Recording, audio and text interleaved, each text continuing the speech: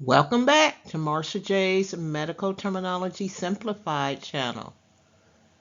As promised, I wanted to get right to our next body system, which is the respiratory system, for a good understanding of some of the medical terms utilized in the respiratory system.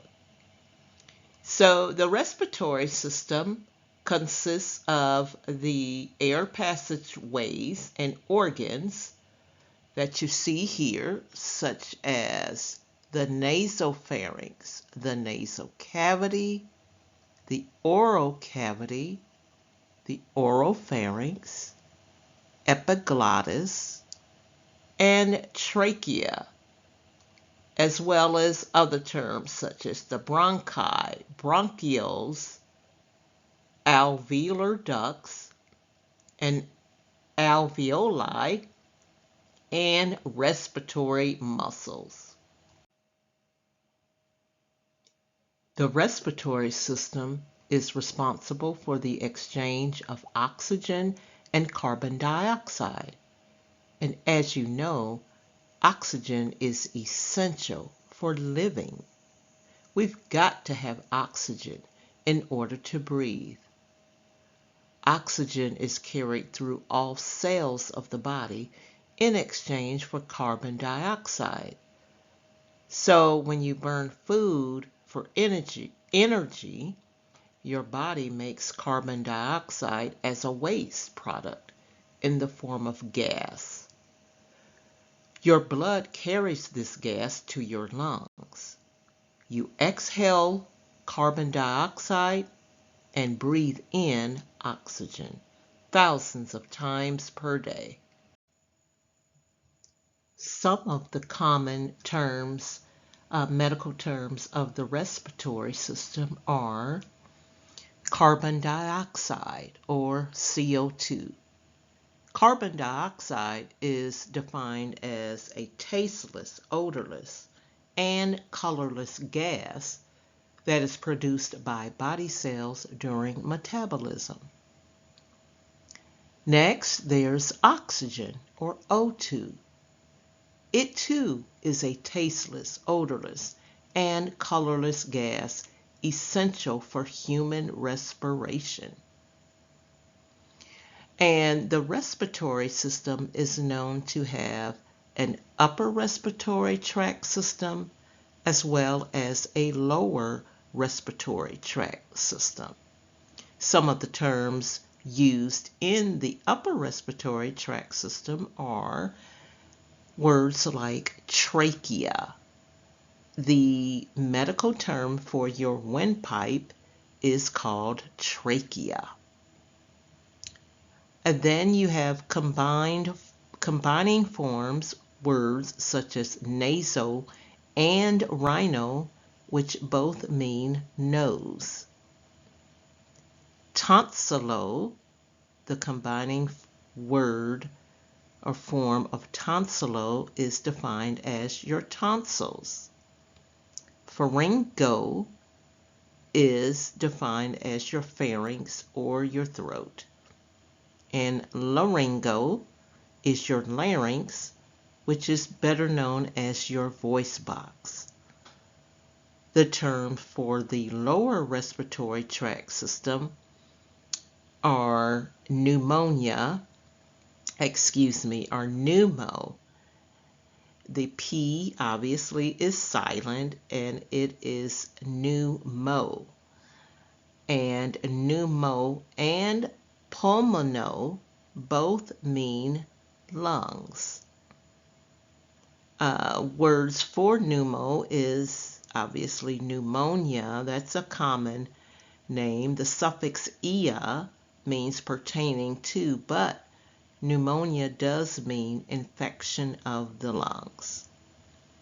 And another combining form is alveolo, which is your alveolus.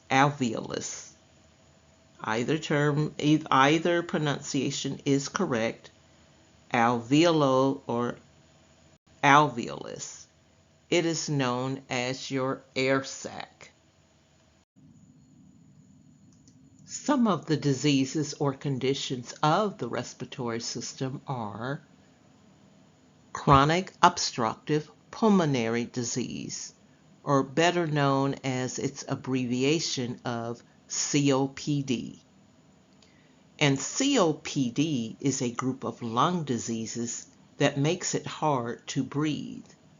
And a couple of the groups of lung diseases are things like emphysema or chronic bronchitis.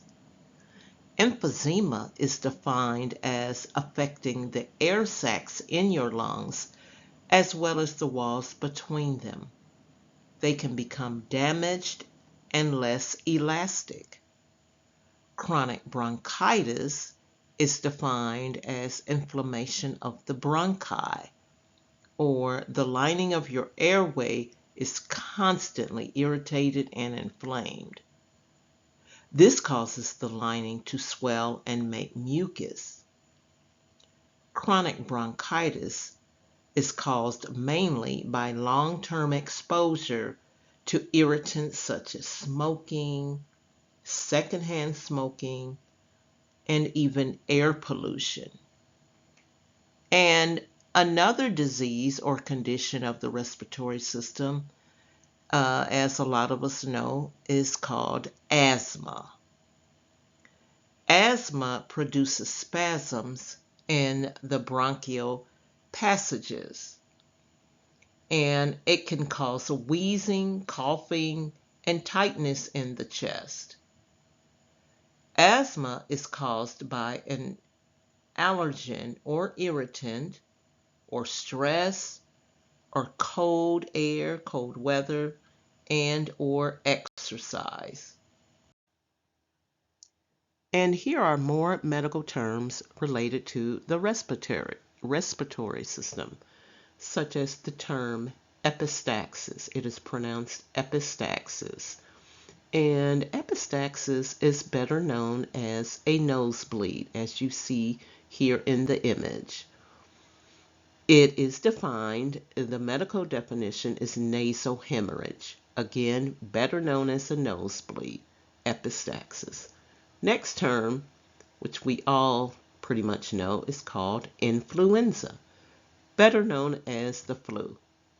And if you listen to me just a little closer, you might hear the little stuffiness in my nose area, which is something I may have acquired over the last day or so. But nevertheless, influenza, it too is an acute contagious viral disorder of the respiratory tract. It can be characterized by weakness, fever, chills, and muscle pain. Next up, pertussis. It is pronounced pertussis. Pertussis is also known as the whooping cough. It also is a highly contagious respiratory infection, and it can be very serious, especially for babies and young children. It can cause pneumonia, seizures, brain damage, and even death. Next term, pulmonary embolism. It is pronounced pulmonary embolism. And I have an image over on the right which shows what a pulmonary embolism is. And in the medical world, it is better known in its abbreviated form as PE. Pulmonary embolism is a blood clot that travels from a deep vein in the leg to a lung artery, which the clot will block blood flow to the lungs. That causes serious problems. Another obstruction outside of a blood clot could also be plaque, masses of bacteria, amniotic fluid, as well as cancer cells. Pulmonary embolism. And last, our last term is tuberculosis. It is pronounced tuberculosis. Yes, tuberculosis is still around, and it too, in the medical world, is better known in its abbreviated form as TB. It is a potentially fatal contagious disease spread through the respiratory droplets affecting any organ of the body, but primarily it affects the lungs, causing chest pain, weight loss, and night sweats. Thank you all for listening about terms from the respiratory system. Don't forget to like and subscribe to my channel. Next up will be a system that's really very near and dear to my heart, better known as the cardiovascular system. I also want you guys to give me some feedback on whether you're getting anything from my videos, anything new you'd like to know about. Please let me know.